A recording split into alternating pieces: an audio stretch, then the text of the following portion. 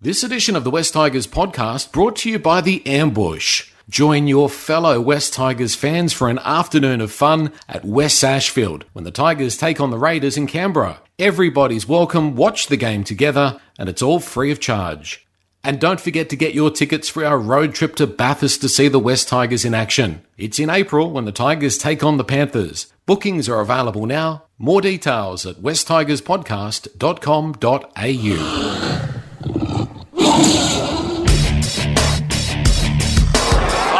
Short ball, and there's the first try for the Tigers, and they deserve that. It's Alex Seyfarth who's gone over to grab the four-pointer. Tigers on the last play. Caesar choosing to run it to Sullivan. Nicely timed pass. Fa'atape is through, and that's an excellent pass. What a good score again, and it's Aidan Caesar who goes over.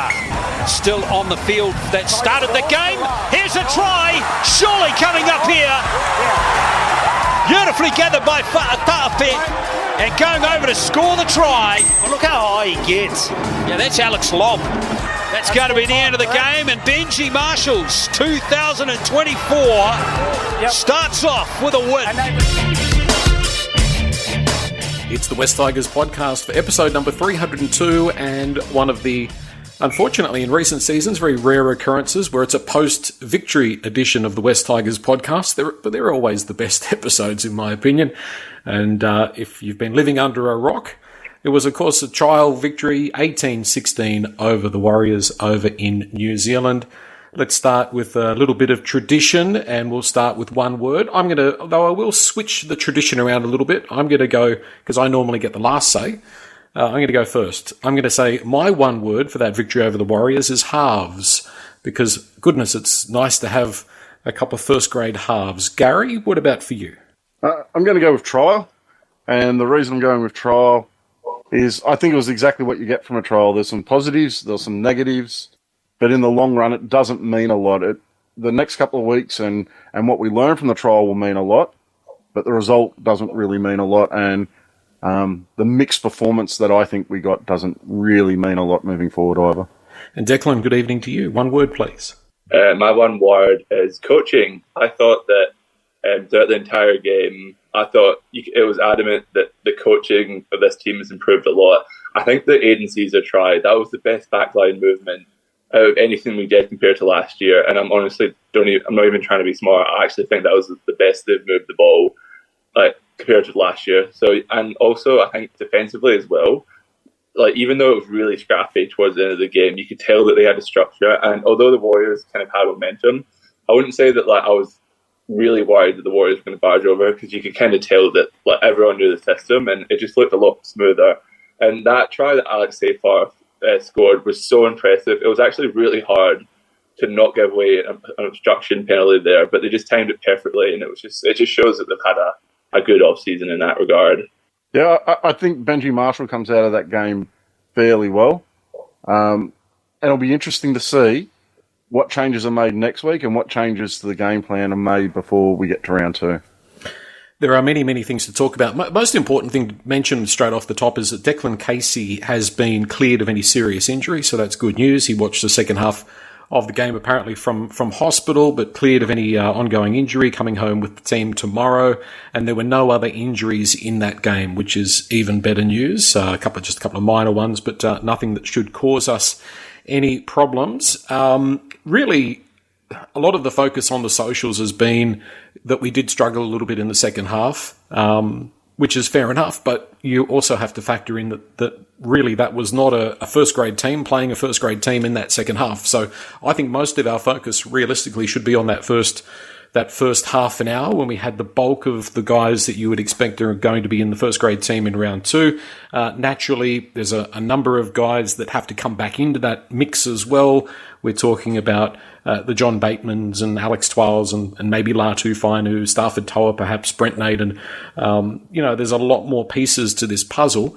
But looking at, it's going to be the thing that that everybody's going to concentrate really on, and that is the halves, which was Aidan Caesar at halfback. Before we talk about Sullivan, let's just talk about Caesar. I was very impressed with what I saw. I thought he looked like a guy, Gary, that had played, and he looked like the kind of guy that had that experience, had been to a grand final, and was a pretty calm head out there. He seemed to just take to it like a duck to water. Yeah, I think it was a great performance from Aidan Caesar today. Yes, it was only a short period of time, but he showed the difference that a true half can make. I thought he organised our shape and structure really well in attack. I thought that's why we looked a lot better moving the ball. He looked dangerous with the ball, which I didn't really expect to see. He looked dangerous running the ball. And I was a little bit worried about that, him being 32 and coming back to the NRL after not playing for 4 years. But there was a couple of half breaks, and that was pleasing for me, because I think we need a little bit of danger from our half, and I was worried he wasn't going to be able to provide that. And that was probably the most pleasing part for me, was that danger. Also, he kicked fairly well as well today, which I thought was nice to see. Declan, he, in the earlier stages of the game, predominantly played on the left, Sullivan over on the right, but they did mix it up a little bit as the game went on. I thought we looked like an attacking chance on that left side with Caesar there, and that did lead to that nice try. Yeah, it was a very nice try with Hatape, who looked really good as well. But yeah, I agree with Gary. I just think that, someone to organise, and everyone it felt like everyone just fell into their possessions as well. But then as soon as you took him out of the game, it all scrapped, and it kind of went into a little bit like last year, where everyone was trying individually hard, but it didn't really feel like there was much of a team performance going on. But yeah, I just think that he was great, and he was probably the best player on the field in terms of his performance, and I think he really solidified himself in that 7 jersey. And I think it also went back to Benji's call as well, that we really did need that experience, because I think we all remember last year there was a little bit of contention about bringing Aidan Caesar back, but I think so far so good in terms of the early signs. He 100% has wrapped up that 7 jersey for me for round 1. Even if he doesn't play next week, round 2, that 7 jersey is his. I thought that he and Appy combined really well together and worked really well to get us around the park. I thought that was really pleasing to see as well. So I think that's going to be a really good combination that develops over the start of the season. And that performance of Appy and Caesar together is probably the part of the game that had me most excited today. I thought that was our strongest focal point. And it'll be really interesting to see how that relationship develops. Well, you could see last year that Appy was creating a lot of opportunities there, but didn't have anybody to capitalise on what he was creating. So if Caesar, goes 60% to what we need there, then we're going to be a heck of a lot better off than what we were last year. So I agree. I think Caesar's definitely got the number 7 jersey, which means that the 5'8" is going to be either Sullivan or a guy that's played no first grade. So is Sullivan? Did Sullivan do enough to grab that number 6 jersey at this stage? Do you think? And I know we're going against the unknowns of Fainu and the unknowns of Galvin for number 6, but were you happy with what you saw? I was reasonably happy. He was maybe not quite as dangerous as I thought, but when he moved into the halfback role, I thought he looked pretty good. Gary, what about you? I think that number 6 jersey is still open. I don't think he did enough today. I thought he was good. I thought he was safe without being that danger player that we really want from that 5'8". So I think that position is still open in next week's trial for me. I think Fainu and if Galvin comes back from injury, both have a chance to put their stamp on a game next week and take over that position. As I said, I thought he was safe, but I want to see that footwork we saw in that game we played against St. George last year. I want to see that danger from him. And in the position where he's in, I know we can say it's only a trial, but I think he needs to be showing that now to really put his hand up for that number 6. And I was a little bit disappointed because ultimately when you look at our side, he's our backup 7. If Caesar goes down injured next week, I think you got Sullivan playing 7. And I was a little bit concerned about his ability to organise once Caesar went off. I don't think he was really strong enough. And I know he was playing with young kids, but I don't think he was strong enough or dominant enough in that role for what we need. So that's going to be something that's interesting because that's something that he really needs to develop to give us that depth in the halves that we have been lacking, and I think we still are. Yeah, I agree with Gary. I think that whoever plays the best in that St. George game next week, I think they're going to get it. So if it's Latu or Galvin who just have an 8 or 9 out of 10 performance, I reckon they're going to get the nod. I just don't think that I think when Caesar was on the field, it all kind of clicked into gear and everyone kind of fell into the place. So that could be a thing for Sullivan because, it did look good. But then when you took him off, it just he didn't really bring that experience you would like someone who's played that many first grade games to bring. And he just has some strange kicks as well. Like, I remember he kicked on the third, like when we were still in our own half and didn't really amount to anything. And then he had this kind of weird cross-field kick as well. I wasn't 100% behind his game management. And I think that someone like Latu Finu or someone like Galvin, who are probably more natural sixes, as opposed to someone like Sullivan, who is more of a 7. I think if they can come and just run the ball better, I can see a real opportunity for them to put a strong case around too. Particularly Latu Finu, just based on how he played today. I really think that he can slot into that system because he's just very strong, very nuggety, and he's a great passer as well. So I reckon he's going to be someone that's going to be really interesting to watch next week. Yeah, I think he did quite well while Caesar was there. Caesar was there supporting him. But my concern is Caesar's 32 now. He's our backup, and that might be what we're calling on. And I didn't see enough from him in 7 to be really comfortable putting him into that 7 jersey if needed at some point through the season. And he has been talking about wanting that 7 jersey, and I think he needed to show a little bit more today than he did.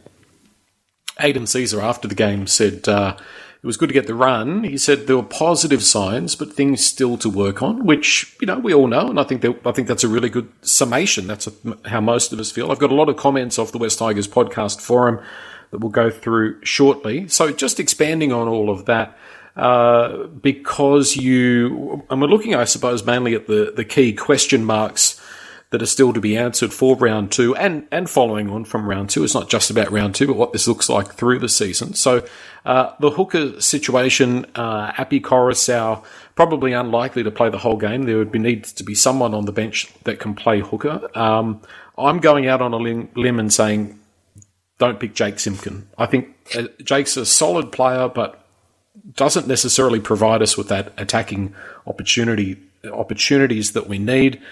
De Silva is still raw, but you could see the talent there with him. And then you've got that situation of, you could maybe pick Fainu on the bench at 14 or something along those lines, and you could maybe move Caesar to hooker or something like that. What do you think about that? I'll ask you, Declan, what do you think we will do with position 14? Or would that be a prime spot for Jayden Sullivan, who we know can be that impact player? I think if I was to put money on it, I would say the safe option at the moment would be Jake Simpkin at 14, just because he's played that. He's played a few first grade games, so he does have that experience, and he won't be amazing in attack, but he'll be solid in defense, which I think is kind of what you want from a hooker, coming on, playing 10 minutes side of either half. But I think that in terms of if I was to change someone else's position, I think it would be Sullivan. I think he had some success early in his career for the Dragons, coming off 14. I think he actually scored a game winner against us at Cogger once. So he does have some value in that utility jersey. So I think if I was going to change someone's position, I think it would be Bud Sullivan. But Latu did play hooker for Tonga in game 3 last year, and he's a really good defender. He's a bit of a big body, so I think he could handle the workload. But yeah, I think I could see Bud Sullivan being that kind of live wire coming off the bench to break a game open. Yeah, and you mentioned earlier, Declan, he kicked on the third. Benji would love it. He'd say, that's fantastic. keep it that way. He used to do that all the time.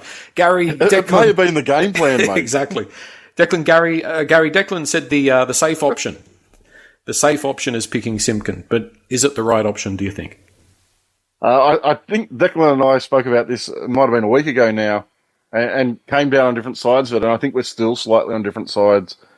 I thought Simpkin was fairly poor today. I wasn't very impressed with his... Defensively, he was sound, but I think we need a little bit more. I was very impressed with De Silva when he came on. I thought he has added some size during the off-season. He has bulked up. But what was pleasing is he still went through that gap that was presented to him, and so he still has that pace. So I thought he had a really strong game. I know there's an argument about getting him 80 minutes every week, and it is a valid point because he's a young guy, and he does need to build that motor to be able to play longer minutes. But I do believe he is the best option as that backup. If we're looking to win as many games as possible this year, I think it's better having him on the bench. And I think he plays a more similar role to Appy when you compare him with Simpkin as well. So I think there's less of a change needing to be made by your forwards running onto the ball when you have De Silva there compared to Simpkin. And I have to say, our forwards coming onto the ball, and it will probably come up a little bit later, our forwards coming onto the ball off Appy today was fantastic. Something we were looking for all of last season started to show today. I think that was a key highlight for me. But yeah, I thought that game from De Silva was really good today. I think he'll take a lot of confidence, particularly from that break. Although he didn't manage to ice the game winner, that probably should have been the game winner that came off the back of him. And although he did play 5 first-grade games last year, I think that it was probably more for the experience rather than him actually contributing on the field. And I think this is the first sign of him making a big impact on the game. And I think that's going to do him the world of good. Yeah, I think it'd be wasted picking him in reserve grade if he's your longer term proposition, and you've got to pick someone at 14. I think he's the man to go to. Providing he continues to keep up the form. Staying with the forwards as we sort of try and clear up some of the confusion or some of the issues when it comes to selections. The back row, I thought Isaiah Papali was very, very good, very energetic. He looks, Gary, a little bit like he's slimmed down a little bit. He didn't look quite so thick around the middle. Yeah, to be honest, I was struggling to take my eyes off that terrible haircut to really notice his size, but I thought he played really well. Some really key moments. He didn't spend a lot of time on the field, but he was by far the best second rower out there today. That's the type of form we need to see from him for 80 minutes every week. He did some dirty work today, which was really good to see. I still want to see us getting him the ball in a hole. I think we did it once today, but we need to be doing that more regularly because that's when he's at his best, in my opinion. The other second row was Asu Kapoa. Some mixed reviews on the socials about his game. Some people just aren't fans. I didn't think he did too much wrong. We all expect that Bateman will take that spot, but I was more going to steer the conversation to you, Declan, in regards to Samuel Fainu. I thought he did very well, a little bit rusty, but there's something there with him. Yeah, I think Samuel, he looked like he was playing more in the middle when he came on. I didn't think he was playing on the edge, but I agree. Although his numbers don't really break out to you. I think he ran for 77 meters from 7 runs, and he got sent in, and and he had another pretty careless shot, so he might see some time. But I think for a 20-year-old forward, I think you can see the potential. He's that big, rangy kind of forward who is awkward to tackle and can offload. And then he didn't really do much wrong except letting that try, but it was a pretty bad miss. I do think that Warriors player, he's a gun. I can't remember his name, but I've seen him a few times in New South Wales Cup. He's a really good player, and I think that's another bit of context. Although we named a good first grade strong team, I think after the 20-minute mark, it was basically like a Jersey Flag team playing against a really good New South Wales Cup team. Although we did have one other player in the field, it was allowed. I think it was more even than people will probably give it credit for. But yeah, I think that John Bateman coming in that back row spot, that makes a lot of sense. I think Seyfarth as well. I thought he was great for his first stint, and I think he's probably locked in the 13 jersey for me. I don't really think anyone else really grabbed it too much. I think Kit Laulili, he had a bit of a rough game. He had an absolute hospital pass from Poli at the end, which I'm sure he wasn't too happy about. But then Maramu didn't play either, so I'm not too sure where he stands in the pecking order. But yeah, I think a lot of good signs in the forwards. For me, Kapoa being our second rower is really concerning. That read he had in defence today was really poor. He needs to be better than that. We need better than that. That was really disappointing for me. That needs to improve. And just on the fact that we had a very young side out there in the second half, we did. There was a lot of Jersey Flag players, but a lot of those players are also on top 30 contracts. And that's probably a little bit of an issue I see with our depth. There is a lot of young guys in there on top 30 contracts. And yes, we can say that we're playing a lot of guys eligible for Jersey Flag today. A lot of those guys are in our top 30. So that really highlights a little bit of an issue that we have with our depth at the moment. I think it's probably going to be a bit of short-term pain this year that hopefully next season we get a lot of gain out of because they'll get a fair bit of experience and hopefully they develop into NRL players a bit quicker. But for me, that is one thing to really keep an eye on, is if we get a few injuries, we're into those younger players pretty quickly, and probably quicker than any side in the competition. Yeah, in terms of young forwards as well, I just want to highlight, I think Tony Sukar, he had a great game. Like, he really had some good contact in defence. He had some really good runs as well. I think he didn't touch the ball. I think he might have went off. That's probably why. But yeah, he in the second half, he had some really nice touches, and I could see him, maybe playing first grade towards the end of the year if we struggle in the back row. But then I actually thought Sione Fainu as well had a really good game. I know it's so typical as the one player that catching an intercept happens to be a prop. It just has absolutely no chance of running the whole field. But yeah, I thought he was really good. He looked like he lost a lot of weight from last season, and he was really mobile, used some footwork, and yeah, he looked really good. You could tell that he's put a lot of work in the off season. So I thought those guys showed some really good signs. Yeah, so he only got 162 metres, top the metres in the game for us. So that's really impressive. I wasn't expecting to see that from him today. I think I said last week that I thought his brother and some of the other guys had jumped him in the pecking order, but I thought he was really impressive today. That's the best I've seen him play. I think Suka also played in the Warriors trial last year and was quite good in that last year as well. So there is a little bit of potential there. He hasn't had many opportunities playing in an NRL squad, but I think both times I remember seeing him play against NRL quality opponents or close to NRL quality opponents, he's been quite impressive. So he is one to keep an eye on. And just echoing Declan's comments in regards to the Warriors, obviously we're here to concentrate on the West Tigers, but I thought the Warriors playing with 12 men for an hour, I thought it was pretty gutsy, and if that's the sort of strength of their guys coming through, of their B graders, they're in for a pretty good run, I would say, Declan. Yeah, I think that having Roger Chuvasicek on, I think that just nullified the one-man advantage we had, because he just absolutely cooked us, and it just felt like every time they went down that edge, it wasn't great. So, I feel like he has a good young player, and I feel bad. It was kind of he was kind of thrown in the deep end, and it was kind of a sink or swim situation. And then we lost Declan Casey as well in that centre spot. So, we were kind of adjusting on the fly, but geez, that was a tough one. RTS is going to make such a difference to the Warriors this year. They had a really good season last year. Just looking at what he added today, he takes them to another level. So impressed with him that I didn't expect him to play that well in a trial coming back to rugby league. So I think he's in for a big season. So the Dragons trial still to come. Declan has already given Seyfarth the 13 jersey for round 2. Gary's not so sure about that at this stage, but I'm not seeing a lot of different options, Gary. And I thought, full credit, Alex Seyfarth was quite impressive. He played really well.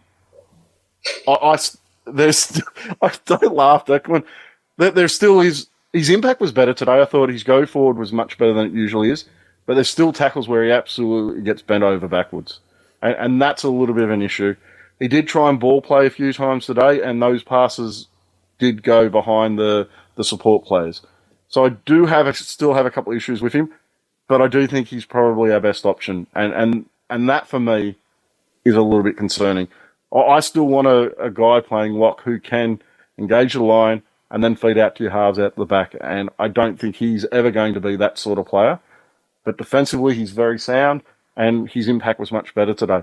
One interesting point to note was while Steph was on, I noticed he was starting to ball play a little bit today, which may be Benji's kind of attempt to overcome that lack of a ball playing 13. So, and I thought Steph was doing quite well at that. He only played short minutes today, but yeah, I did notice him going to the line and then linking up with other forwards and a couple of times with the halves. So that's one to keep an eye on. And you forgot to mention that Seyfarth scored a try. So, he's a try-scoring threat from dummy half. So, yeah, he's got it all, doesn't he? He ran a very good line. That was a very, very good set play. So, as I said, I just think that's an area of weakness for the side. It's nothing against Alex, but I think we need better at 13 than that. But especially after Pole's game today, I think he's definitely our best option there at this point in time. What I can't understand, Declan, is like of all the guys that I would think that Gary would be like a super uber. I do like a ringer. Yeah, it would be his fellow redhead. He's a self-hating redhead. That's what he is. Exactly. That's it. Self-loathing. Correct. When the team was selected, we all looked at the centre positions and we kind of scratched our head and went, oh, okay, that's not really what we were expecting. Declan Casey and Solomon Fatape, two very different afternoons they had. Poor old Declan Casey, no luck. No luck at all. But I thought he was doing pretty well, but we didn't get to see a lot of him. But plenty of love around the place for Solomona Fatape. I thought he was pretty impressive, Gary. Any chance of a first grade future? I think he's about 28, from memory. Well, but yeah, he looked pretty good. There is a spot sitting there. I don't think Toa or Naden, based on last year's form, have locked down that other centre spot. And we don't know how long it's going to be until Olam is back and ready to play as well. He didn't do his chances any harm today. I think he was one of the surprise packets out of the game. He needs to turn around and do that again next week. And if he turns around and does that again next week, it's not in the realms of impossibility that he takes a centre spot for round 2. But he does need to repeat this performance next week. He needs to show that he can do it consistently. That ball he threw for that second try for the Caesar try was a really nice ball. He probably didn't need to throw it though. So there's also that part. It may have been a little bit better for him just to take that tackle and slide into the in goal than throwing a little bit of a flick pass to Caesar on the inside. It worked out okay, but we need him making that right choice. But I thought he was very dangerous with the ball in his hand, and there's definitely potential there. So he's going to be an interesting one to watch next week. Yeah, I think that the one thing that was really disappointing for pretty much even with the starters was that the back three didn't really do a good job of starting our sets. I thought that Staines and Tupou struggled quite a bit in that regard. And I think that was the one thing that was keeping the Warriors in the game and stopping us from kind of making some separation, because they had guys in their back five just carting it up, and it really makes a difference. I feel like Staines and Tupou didn't really do that for us. So I'm kind of thinking maybe if that can kind of struggle. Yeah, bring back Nofa, yeah. No, but I was thinking maybe you could maybe move someone like Starfatoa to the wing, and then you've got his yardage coming out off kicks, and then you could have someone like Fatape on that right side, and then Olam's obviously going to cart it up as well. So yeah, I'm not sure. I think that his performance today showed that I think he's only 23 as well, so he's not quite at that as close to 30 yet. So I do think that he's got some potential in first grade, but obviously he needs to consistently show that he can play like that every week, because he did play very well.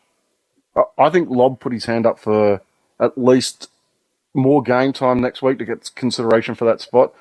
Is he on a training trial, Declan, or is it a development? Lob's on a development deal. So he can play from round 2. So I think he at least put his name forward today to be considered. And he's tall and lanky, but I'd like to see him get a bit more time next week, see how he can improve that go forward coming off our own end. And if he can manage to do better than Tupou and Staines did today, then I think he becomes a realistic option for one of the wing spots. Because he was definitely a target with the high ball, and with the short dropouts looking to be more common this year than they have been, even though they've been increasing in taking place over the last couple of years. I think he's a good option to have there. So see how he goes next week. You two jumped ahead. We weren't talking about wingers yet. We were going to talk about the centres first. Very naughty. I wanted to actually highlight number 28, Sione Vehu, who started when he did replace Declan Casey. He probably was trying a little too hard and was a little outclassed by the opposition. But I thought he got better as the game went on. I thought he could have sort of packed up his kit bag and given up, but I thought he did better as the game went on. So that's well worth a mention. But I was interested, and we spoke about this guy last week, Declan, Josh Felitti. He's really down the pecking order, because even he didn't replace Casey straight away. He got on in the second half, had a minor injury to his shoulder. But, does that sort of further highlight where Felitti is, do you think? Yeah, I just think that when you see him he was just coming through the grades. He was a bit of a superstar because he was just that nuggety guy that was just so strong. He could just bounce off tackles, hit a hole, and he scored a lot of tries when he was playing for Manly. He was actually part of that Howard Matt's team that with Ladu Fainu and Samuel Fainu. Running off Fainu, who hit a lot of holes, scored a lot of tries. Yeah, and he was just so strong, but it just hasn't really translated to first grade yet. He just doesn't have that strength. And I think it was also a big part of why Jake Simpkins probably taken a while to translate, because he was just so strong in the juniors. He was just stronger than everyone else, just break tackles. But it just what he was good at in reserve grade and lower grades just hasn't translated yet to first grade. And hopefully it does happen. We talked about the fact that he is still quite young, so it's probably important not to get too down on him because he could just be a slow burn. But yeah, it doesn't really look like he's going to be in contention at the starting rounds for that centre spot. Go, Gary. Yeah, he's 19. I don't expect him really to be in contention for that centre spot. The other guys are a fair bit older, have a fair bit more experience than him. So he's not 20 until after the end of the season. So I think a year of playing against men in New South Wales Cup will do him the world of good. One thing I think is a little bit of a disadvantage. He's very short. Now, I know it's not a huge issue. Centres can be short, but Olam's fairly short as well. So we've got one centre who doesn't have a lot of size but is nuggety. I probably want something different from the other centre, and I don't know whether he has that. I don't think there's the point of difference from Olam, who's probably got one centre spot locked up. So that, to me, is probably a little bit of a concern for him moving forward. But as I said, he's 19. Give him the year in New South Wales Cup and see what he does this year. Yeah, you could probably make the case Stafford Toa's probably a little height challenged as well, which does bring Brent Naden into the mix as well. Now let's talk about the wingers. Charlie, just to echo, I thought Charlie Staines was probably about what I expected, given he hasn't played for quite a while and the injury that he's coming back from. So the jury's still out. We know what Charlie Staines is capable of doing. Junior Tupu, is Junior awake out there? He seems to me to be, I don't want to use the word, but a touch on the lazy side. Anybody agree with that, Declan? I don't think it's laziness. I think you said it. He just zones in and out of games, and you see it sometimes. I feel like someone like Selwyn Cobbo is a little bit like that as well. When he's on, but he can make some mistakes like that. Obviously, Tupou's not as talented as Cobbo, so it's emphasized a lot more. But yeah, I don't know. He just has a bad habit of letting the ball get to his shoulder when he's carrying, and when it gets to that point, it's really hard to control, and the ref's not really going to reward you if you let it go because you've not got great control of it. And that mistake he made, it wasn't great. And then obviously because he has gone to the Dolphins, that's got people thinking now, that he's not 100% dialed in, which I don't think is true, but it is something that will naturally come up. And I do think that wing spot, or both wing spots actually, could be a point of talking about discussion going forward this season. The thing is, with him going to the Dolphins, I think he needs to be clearing away better than the other options. And what he showed today wasn't clear cut above the other options that we have there.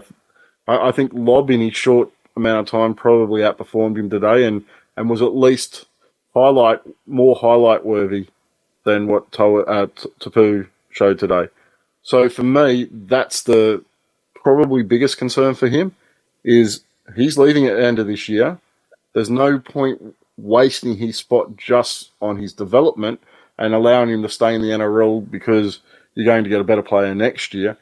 He has to be clearly the best player for that position, and he didn't show that today. So if he doesn't show that next week, then I would be looking elsewhere. Well, staying in that part of the field, he's big and he's raw. Navran Willett, I didn't think he did too much wrong, given just where he's at with his career, and Declan, another tall player. Yeah, I'm a huge fan of Navran Willett. I think I said it in the pod. He had a really good SG ball game last week where he was playing fullback against Storm. But I just think with him, I think last year he was playing park footy while he finished school. So he was still playing rugby league, but he wasn't in that junior representative fixture. And then to go from SG ball to then playing against the New Zealand Warriors, who are also massive human beings. I think he did a really good job of just getting through his work, not making any mistakes. and looking quite solid. And I think that if you fast forward to next year, I reckon he's just going to be like a lot better for the experience. And like even his carries now are pretty good. And I reckon that he could be in that back line, maybe, but definitely not a starter, but I can see him debuting towards the end of the year and then like really pushing for a first grade spot next year, either at centre or at wing. The interesting thing is, on Wednesday night, we spoke about how big he is and how big he looked playing against the kids last weekend. He looked big out in the field against NRL players today, so he's definitely one lump of a young man. So, again, another 18-year-old, I believe, or maybe 19, so a really big kid, a lot of potential there. Let's have a look at some of the comments from the West Tigers podcast forum. Tiger5150 posted this. These are all from the live game thread. And we'll talk about the man of the match voting as well in a moment. Gary, Tiger5150 said, very happy with that first half. Halves doing their job. Caesar, very good kicking game. Bud, Sullivan looks good. He said the starting props were great, running hard. But for me, the critical thing was the timing between them and Appy. Clearly a difference in the style of play this year. No more Appy having to dart and jink about waiting for a runner. There's a runner at the line as soon as he looks up, and it's giving Steph and Clem great go forward. My favourite part of the game so far. He said Seyfarth looked good early, busy, strong runs, and like Steph and Clem, timing his runs better with Appy. He says the defence looks much more solid. We'll also talk about the defence in a few moments' time. Early signs, they're getting up early and shifting slightly. Very happy with defence so far, and scramble was good as well. He said Fatapi might be a revelation. Samuela Fainu looks the goods. And Papali looked better in that 40 minutes than any time last year. Not a fan of Kapoa. He says he hasn't proven himself in any position in the first grade squad. I think most people would probably agree with that. Dirty Reds, TDS, so Talon De Silva, really impressive again, well ahead of Simpkin in my opinion. But for his development, I kind of want to get him solid time in New South Wales Cup rather than 20 minutes off the bench in first grade every week. Logan R21, in regards to Fatapi, the guy has a future. He runs with purpose. A lot of this squad don't. Jedi Tiger said, pretty ordinary performance today against 12 men. The fan whipping boys are gone, and we were pretty damn ordinary in attack. Bottom 4 team at this stage based on that performance. He's a hard marker, Jedi Tiger. Tiger Ton said, based on the first 20 minutes with our main team on, I thought we looked good. Much better shape and structure, and we looked controlled when on attack, especially in the opposition 20. Lots of positives and some good performances from a few of the young guys. I'm happy with that as a first hit out. The last Ronan said, decent hit out. I like the structure they were playing with in the first period. Some things to work on, but some promising signs. There's lots more comments there. Tiger Town SFS. He says we look pretty good with Caesar at 7 and Sullivan being left to do his thing. Less good when Sullivan was by himself in the halves, which is what I think Gary was saying earlier. He says, I think Tupu shouldn't make the starting team. Lob, an interesting option given his size and goal kicking. Staines also looks very small and gets dominated too easily. Probably not an unfair point. Snake says, what is it with the club signing small players? Have they not realised it's a big man's game? Very surprised with how many height challenge players there were. And Tigers, man, I think that's the abbreviation. Our first 20-minute squad played more positive footy than we saw for most of 2023. That's true. Caesar looks like he's going to be a very good addition for us. Bud showed some flair, and Ice looked way more comfortable and effective than all of last year. We still have some more experienced regulars to add to that squad, so reason to be cautiously positive. He said the Warriors kids were much better than ours, so depth could prove an issue if injuries strike. So all of those comments on the West Tigers podcast forum, a lot of them echoing where we're at with our thoughts. I'm going to throw a hand grenade straight in, though, guys.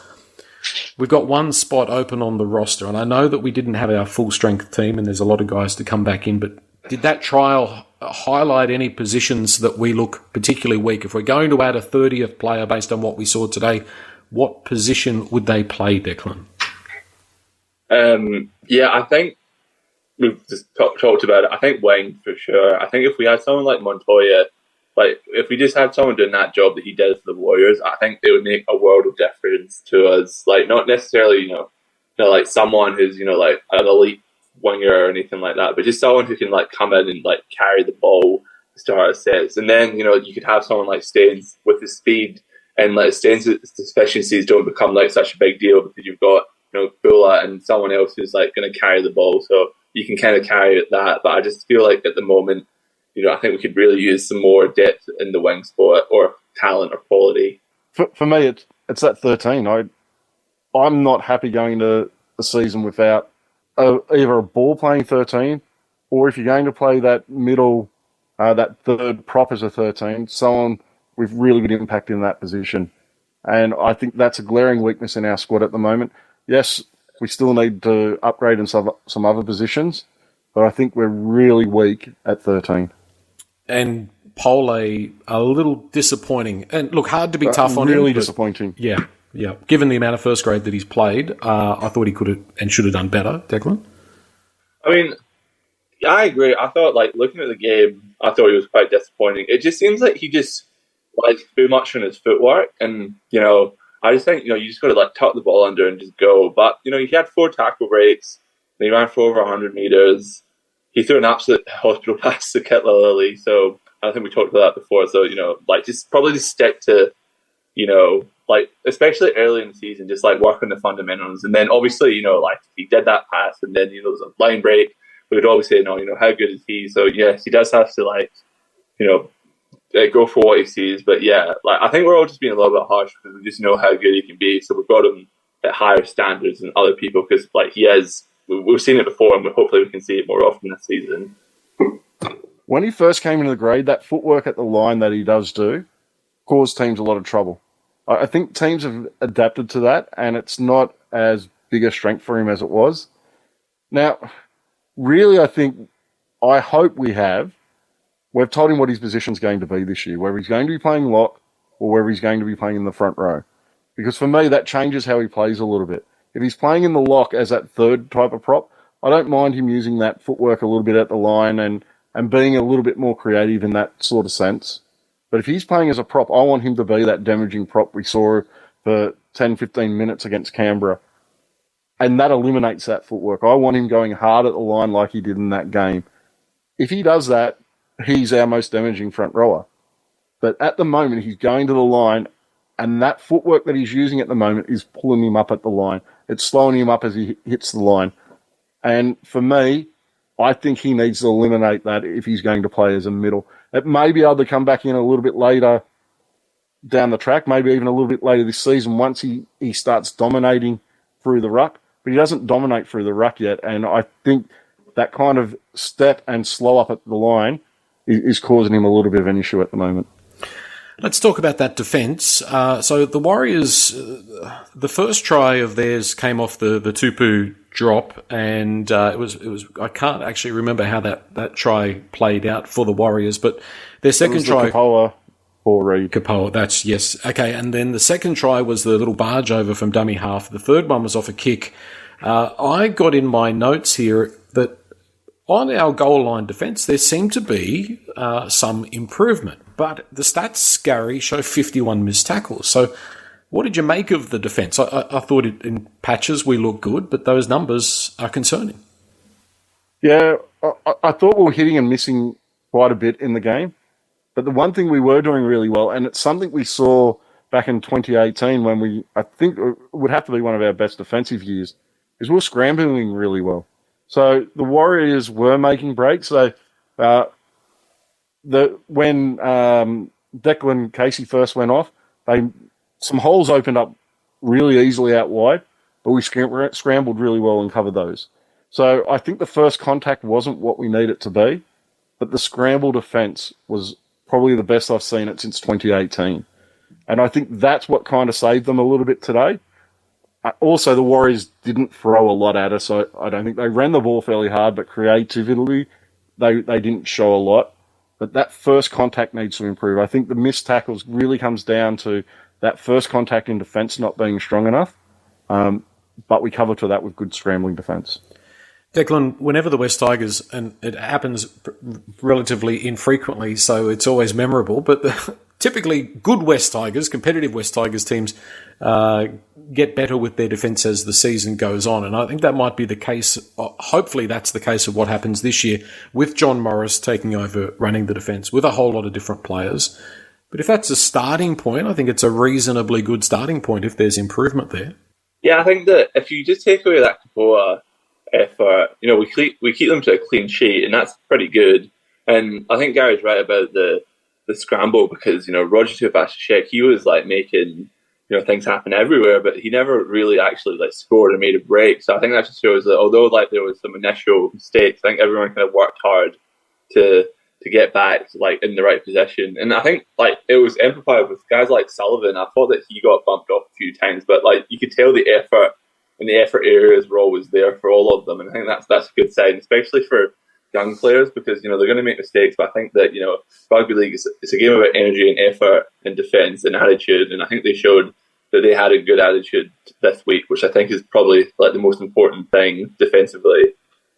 I think it's really crucial for us, especially over the last couple of years.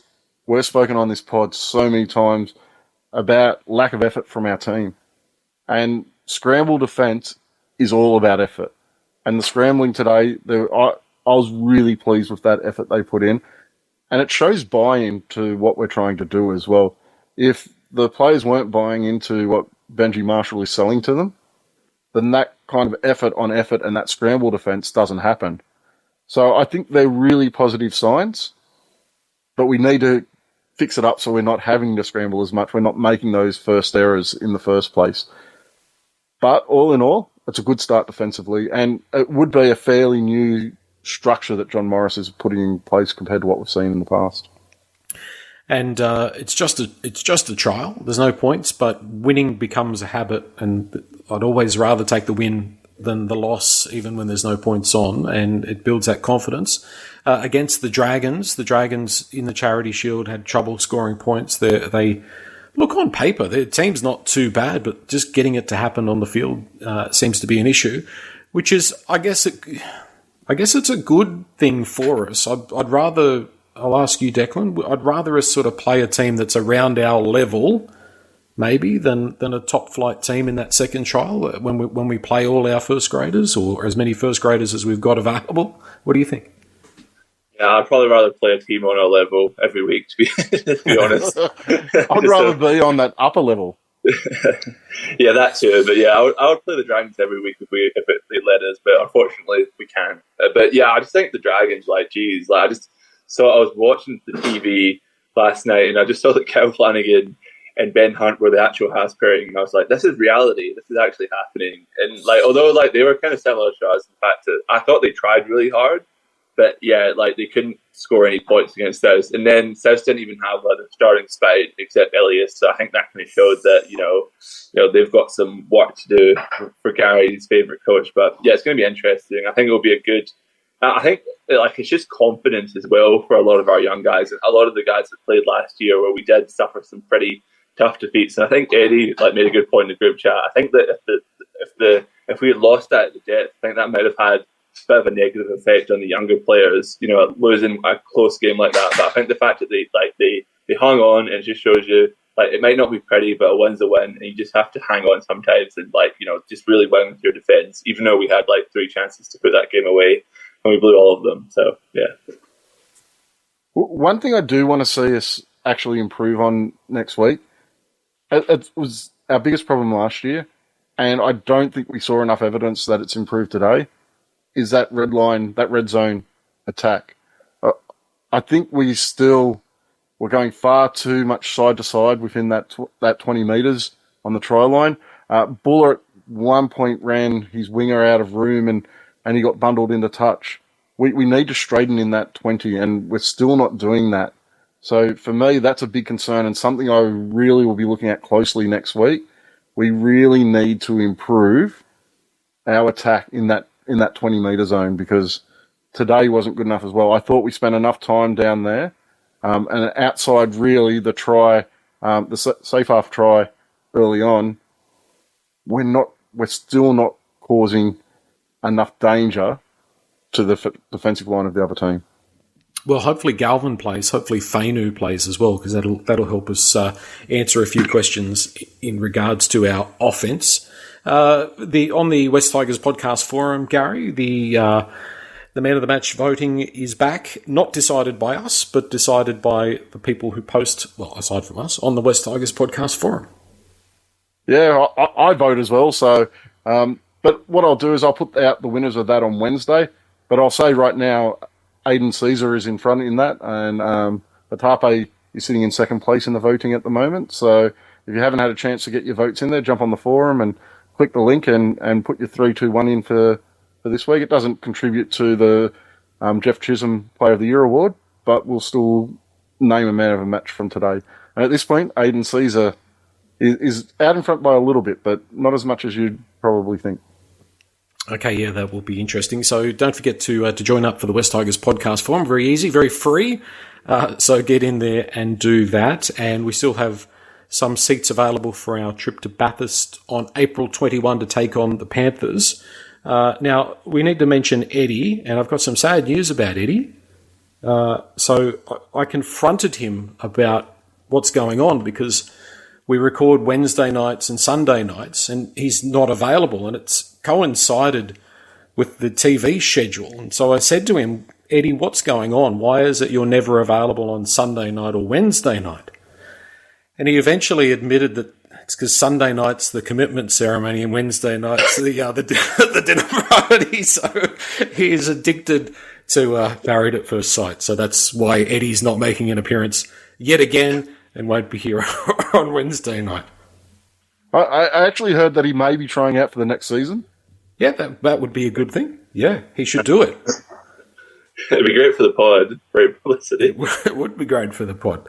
And also, while we're in the Eddie file, on the group chat, no, he didn't say the season's over when the Warriors scored their try, but later on he did say there are 12 teams in the competition we can't possibly beat based on that performance.